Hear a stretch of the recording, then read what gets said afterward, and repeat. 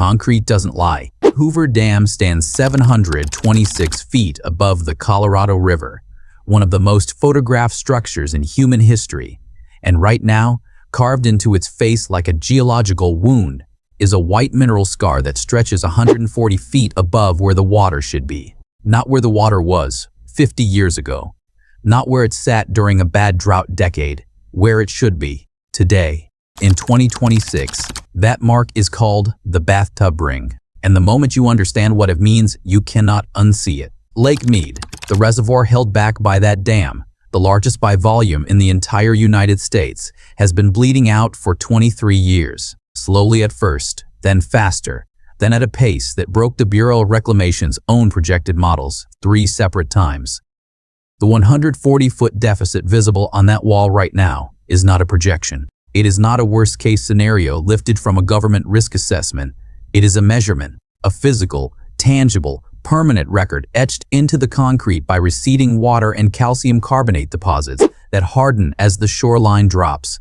40 million Americans drink from this reservoir. 7 states, Nevada, Arizona, California, Utah, Colorado, New Mexico, and Wyoming, divide its water in allocations written into law in 1922.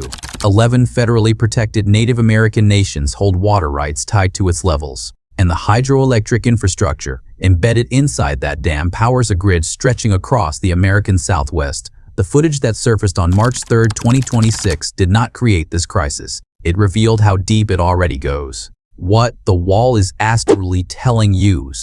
To understand why that 140-foot scar carries so much weight, you have to understand what Lake Mead looked like when Hoover Dam was completed in 1936. The reservoir filled slowly over 7 years. By 1941, it reached its maximum designed capacity, 1,221 feet above sea level. At that elevation, it held 12 million acre-feet of water. Engineers who designed it called it a miracle of human ambition.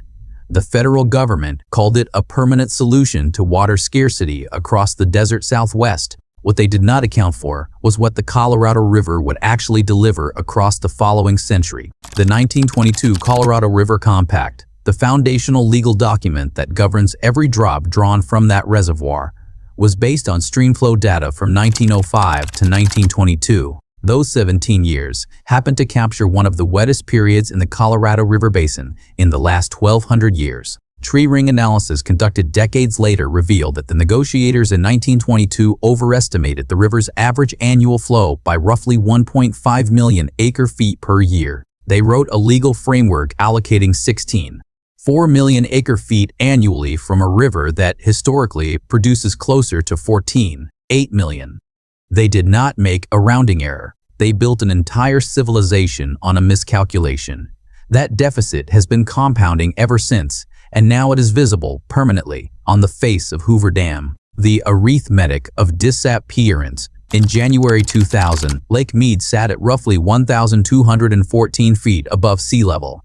That is 96% of full capacity. The bathtub ring at that point measured a few feet, a cosmetic artifact of seasonal fluctuation that no one found alarming. By 2010, the elevation had dropped to 1,082 feet. The ring was now visible enough to draw comment from tourists. Bureau of Reclamation officials describe it as a product of prolonged drought conditions and projected recovery within 5 to 7 years, pending normal precipitation cycles. Normal precipitation cycles did not come.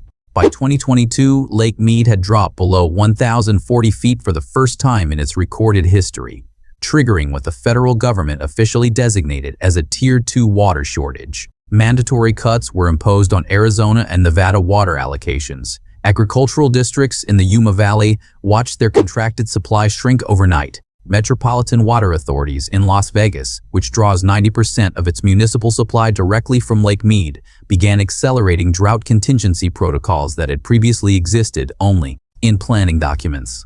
The elevation today, as of March 3, 2026, sits at approximately 1,667 feet. That is 154 feet below the dam's full capacity mark. The visible scar measures 140 feet. The difference, 14 feet, represents the portion of decline that occurred gradually enough or far enough below the high water line that the mineral deposits did not form in the same density. Put it in a number that lands differently, Lake Mead currently holds roughly 37% of its total design capacity. 63% of the water that should be there is gone, not temporarily reduced, not seasonally low, gone consumed by 23 years of extraction that persistently outpaces replenishment. The system that was never designed for this inside Hoover Dam, embedded in the concrete at two separate elevations, are the intake towers, the cylindrical structures visible from the Nevada and Arizona shores that draw water through penstock tunnels to the turbine generators below. There are 4 intake towers. They draw from 2 different depths to account for water level variation. The lower intakes sit at an elevation of approximately 895 feet above sea level. That number matters because it represents what engineers call the deadpool threshold, the elevation below which water can no longer flow through the dam's intake system by gravity. At deadpool, the turbines stop. Power generation ceases. And critically, the downstream water delivery infrastructure that serves municipal systems across the Southwest becomes inoperable. At current depletion rates, accounting for the past 5 years of inflow and extraction data, the Bureau of Reclamation's own modeling places the earliest possible deadpool scenario at some time between 2030 and 2034, under continued drought conditions with no major policy intervention. That is not a fringe projection from an environmental advocacy organization. That is the agency responsible for managing the dam publishing its own risk assessment. The engineering problem does not stop at the turbines.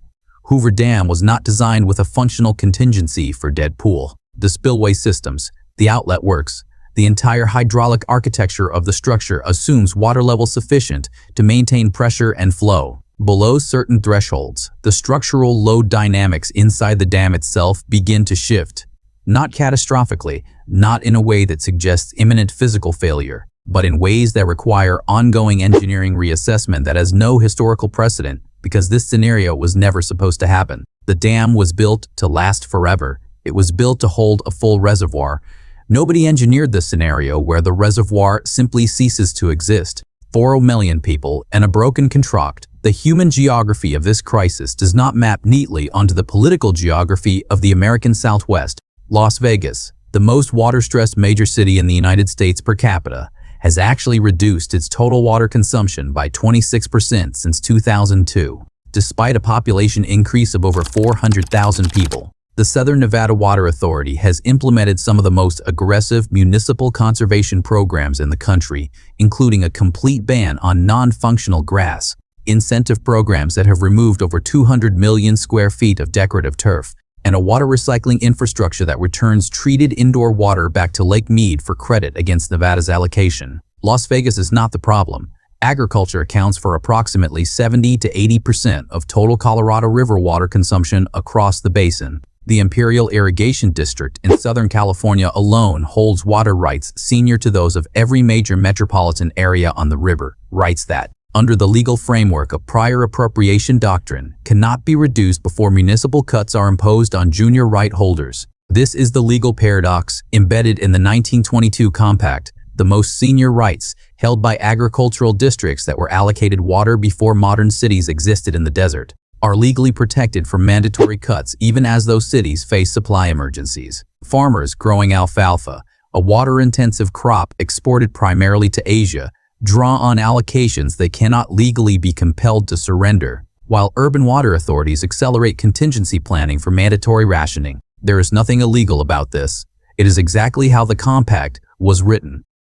And it is exactly why the bathtub ring keeps climbing. The climate variable. Nobody wants to calculate it for most of the 21st century.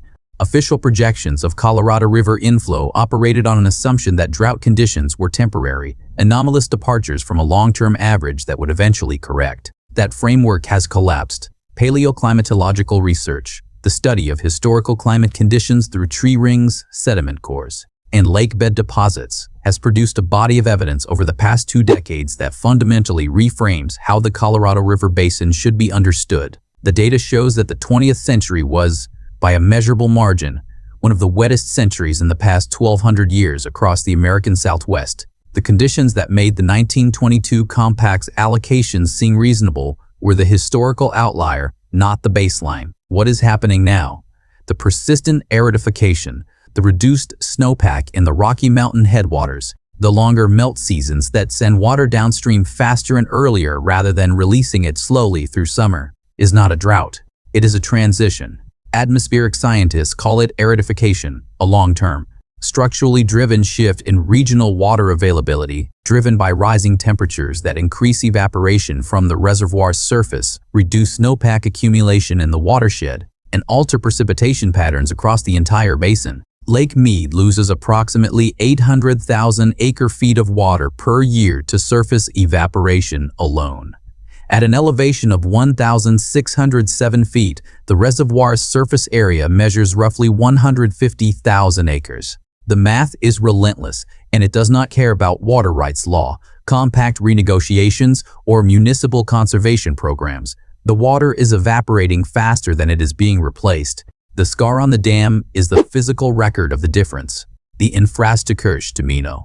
Beyond the water supply, beyond the power generation, beyond the agricultural economy, there is a third dimension to this crisis that receives almost no public attention. Hoover Dam does not operate in isolation. It is the anchor of a cascade of dams, reservoirs, and diversion infrastructure stretching the length of the Colorado River system. Glen Canyon Dam, upstream in northern Arizona, feeds into Lake Powell, the second largest reservoir in the country, which itself has experienced parallel depletion and in 2022 reached an elevation that triggered its own turbine shutdown risk assessment. Downstream, Davis Dam, Parker Dam, and Headgate Rock Dam form a delivery chain that moves water from Lake Mead into the aqueduct system serving Phoenix, Tucson, and the entire Central Arizona project. When Lake Mead falls below the elevation required to maintain pressure in the primary intake works, the downstream cascade does not simply slow down. It stops. The Colorado River Aqueduct, which delivers water to 19 million people in Southern California, draws from Lake Havasu below Parker Dam. But the flow into Lake Havasu depends on releases from Hoover Dam. Reduce those releases and the downstream chain contracts. Metropolitan Water District engineers have modeled this scenario extensively. Their published contingency assessments describe a situation in which simultaneous shortage conditions across Lake Mead and Lake Powell trigger a regional water supply emergency affecting an area from Las Vegas to Los Angeles to Phoenix simultaneously, a geographic footprint covering approximately 1 in 8 Americans. This is the domino that the 140-foot scar on Hoover Dam represents.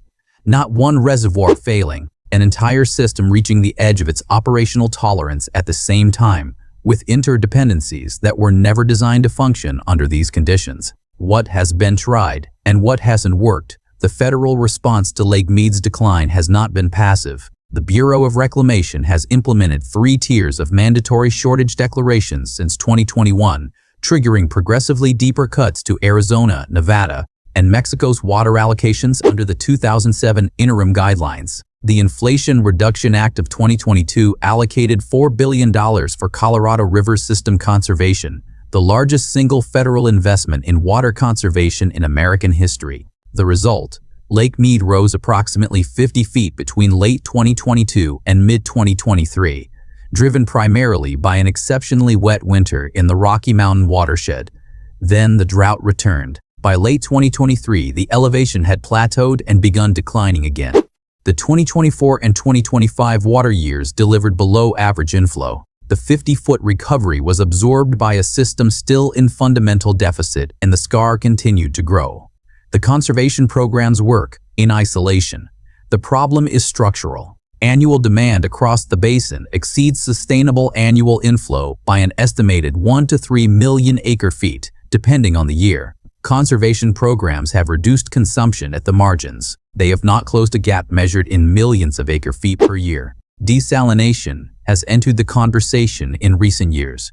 Specifically, a proposed binational facility on the Gulf of California that would desalinate seawater and deliver it to Mexican water users, freeing up a portion of Mexico's Colorado River allocation for delivery upstream into Lake Mead. The Yuma Desalination Plant, a federally owned facility, has been partially reactivated. The numbers it produces, roughly 70,000 acre-feet per year at full operation, represent less than 0.1% of annual basin consumption. Water importation, aquifer recharge programs, treated wastewater augmentation, these are real interventions that provide real incremental relief. None of them individually or in combination under current funding and implementation timelines. Close the structural gap. The scar on the dam does not get shorter while the renegotiations continue. The wet Kazimis next. There is a version of this story that ends with a policy breakthrough. A renegotiated Colorado River Compact that aligns allocations with actual hydrology. Agricultural water markets that allow willing sellers to transfer rights to urban users at fair prices. A federal desalination investment at a scale that meaningfully offsets structural deficit. Accelerated efficiency technology in irrigation infrastructure that reduces agricultural consumption by 20 to 30% without forcing farmers off the land. Engineers have designed each of those solutions. Economists have modeled them. Water lawyers have drafted framework language. The technical path forward exists on paper, in filing cabinets and federal agency databases and university research repositories across the Southwest. What does not exist yet is the political will to implement any of them at the speed and scale the measurements require. The bathtub ring on Hoover Dam does not care about the pace of renegotiation. It does not pause while Congress debates the Farm Bill. It does not wait for a compact amendment process that typically takes years to move through 7 state legislatures and federal ratification. The 140-foot scar is not a warning. Warnings are things you can still act on before the consequence arrives. This mark, carved permanently into the concrete of the most important water infrastructure in the American West, is something different. It is a record, a geological document of decisions made and deferred, of frameworks built on optimistic miscalculation, of a civilization that grew to 40 million people in a desert by convincing itself that the water would always be there. The footage from March 3, 2026 did not reveal a new problem. It revealed how long this has been happening and how much of the dam's concrete face remains above the waterline, waiting for the scar to climb. There are more feet of concrete above that waterline than there are years in which this can be reversed without consequence. That is the measurement that should be on the front page of every newspaper in 7 states. That is what the concrete is telling us. Whether anyone with the authority to act on it is listening, that is the only question that still has an uncertain answer.